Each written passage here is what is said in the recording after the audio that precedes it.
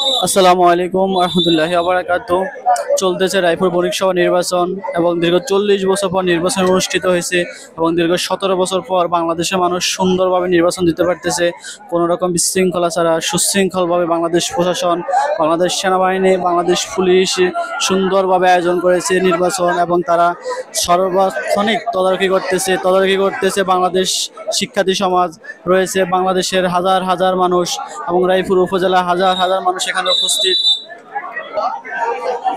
কর্মীরা তাদের পছন্দের প্রার্থীকে নির্বাচিত করার জন্য সবাই কাজ করতেছে এবং ভোটাররা যাইতেছে এবং কর্মীরা অবশ্যই তাদেরকে ম্যানেজ করার চেষ্টা করতেছে, তাদেরকে সুন্দরভাবে সুশৃঙ্খলভাবে ভোটের ভিতরে প্রবেশ করার জন্য চেষ্টা করতেছে এবং হাজার হাজার মানুষে মুখরিত রায়পুর বাজার, ব্যানার ফেস্টুনে মুখরিত রায়পুর বাজার এবং বাংলাদেশের সুশৃঙ্খলভাবে ভোট হওয়ার জন্য জুলাই আন্দোলন সবচেয়ে বেশি গুরুত্বপূর্ণ।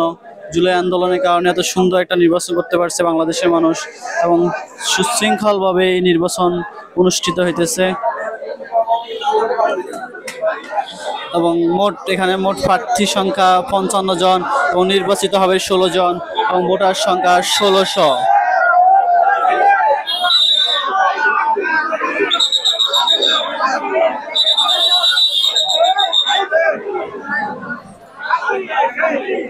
দেখুন ভোটাররা ভিতরে যাইতেছে এবং প্রার্থীরা তাদের কর্মীদেরকে যে কাজ করতেছে তাদেরকে ম্যানেজ করার চেষ্টা করতেছে, সুন্দরভাবে সুশৃঙ্খলভাবে তাদেরকে ভিতরে যাওয়ার চেষ্টা করতেছে। দেখুন সবাই